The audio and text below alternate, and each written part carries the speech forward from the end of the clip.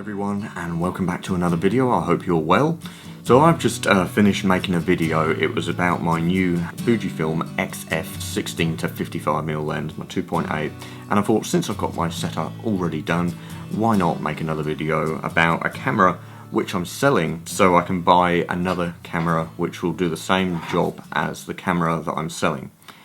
But there's reasons why I'm going to be doing that, and I will be able to do so for no extra cash. I can sell the gear and some other gear to fund this camera, so I'm not eating into my own money, my pocket money. The camera I'm selling is my Canon M50 infrared. So I had this converted when I was in Australia.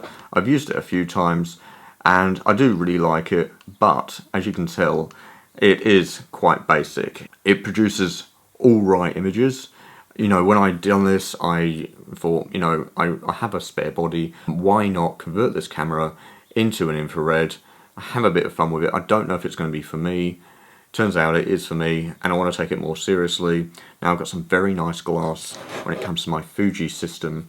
So this is my X-T3, and I'm looking at buying another Fujifilm X-T3, which has been converted to infrared. That way I can use my ecosystem of lenses, I can keep my system a lot smaller, I'm more likely to take it out, and the optical quality of that glass is so much better than the glass that I have for this guy. Now I have had a go at using EF glass with it, you know, L series glass, but I just find the camera just isn't all there, and I want something that is going to be better for me. And it's also just tiny as well. Even with this L bracket by SmallRig, it just doesn't do it for me. And the viewfinder is tiny when you look through it. So yeah, and I think it's time for me to let this go to a different home and let someone else enjoy it. And I will give it a good clean. I don't think it's taken too many photos either, so it's in pretty good nick. I love doing my infrared photography, and since we're in England, we're coming up to summer, we're getting, you know, the leaves are coming back onto the trees, the fields are becoming nice and green, you know, with all the crops, and it's going to be a great time to get out with an infrared camera and take some photographs. The letdown is the glass. So native glass for the M system is much better than just using, you know, adapting glass. One of the lenses I'm selling is this guy right here, the 15-45. What is the aperture? It's a 3.5 to 6.3, so it's not particularly fast. They're not particularly high quality lenses. They're actually pretty tacky and cheap. You can probably hear all of that. It's all plastic. And that zoom ring is just appalling. It's just so bad. And it's got a plastic mount, which is never really that good. And it'd be nice to have something that's more weather sealed as well. Not going to get much for this lens, unfortunately, because yeah, there's just so many of them, and they're just cheap glass. Anyway, it came with the camera when I bought it anyway. And another lens I'm selling is this guy right here. It's the 55-200, I think it is. Yeah, 55-200. What is the aperture on this? f4.5 to 6.3. So yeah, I just need to give these lenses a good clean. It's plastic mount again, and they scuff so easily. They mark. I have hardly used this lens. I think most of, you know, the wear marks on this, I'm trying to show you. Yeah, there we go.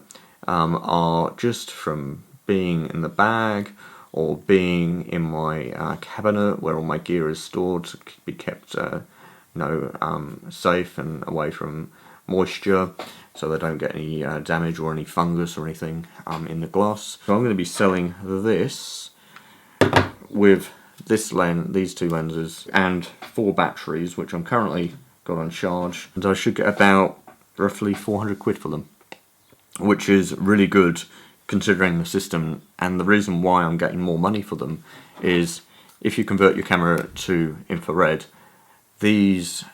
it just ups the value of the camera. It wasn't cheap to get this done. I think it was about $200 in Australia. I just want to have better image quality. I want to have a system where I don't pick it up and go, how do I use this? Because I picked it up yesterday and I'm going, how do I use this? How do I zoom in? Maybe I have to, you know, touch the screen to zoom in. I can't remember how to use the camera. You know, it's simple. There's not many things you could go wrong with. But I'd much rather have a camera that I'm used to and I know how to use now, versus a camera that I go, Right, how do I use this? And also, as I said, the optical quality of the glass.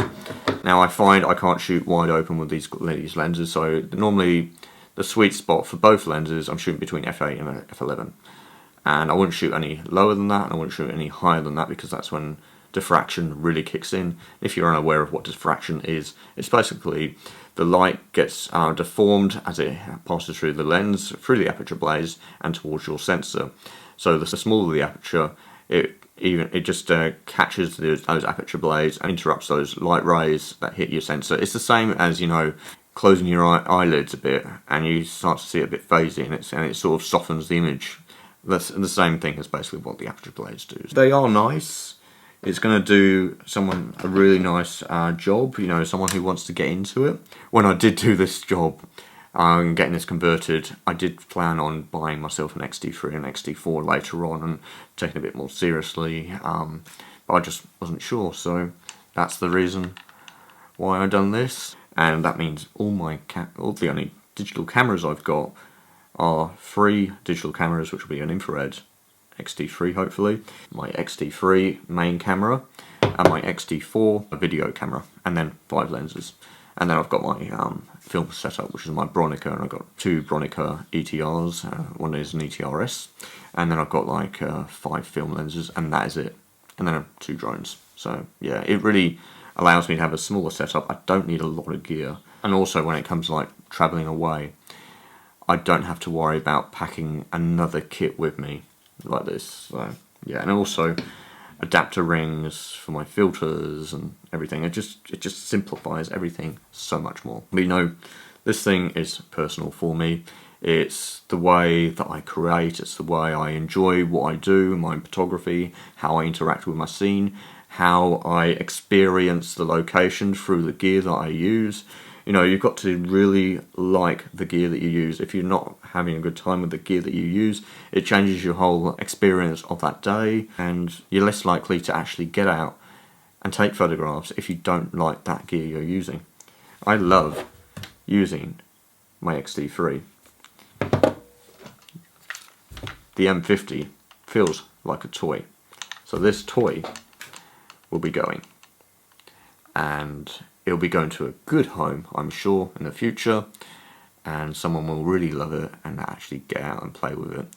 Actually, if you're interested and you are wondering, oh, I wonder if this is Simon's camera, I will see what the serial number is. Actually, I think I can find it. I think it's on the back of this camera.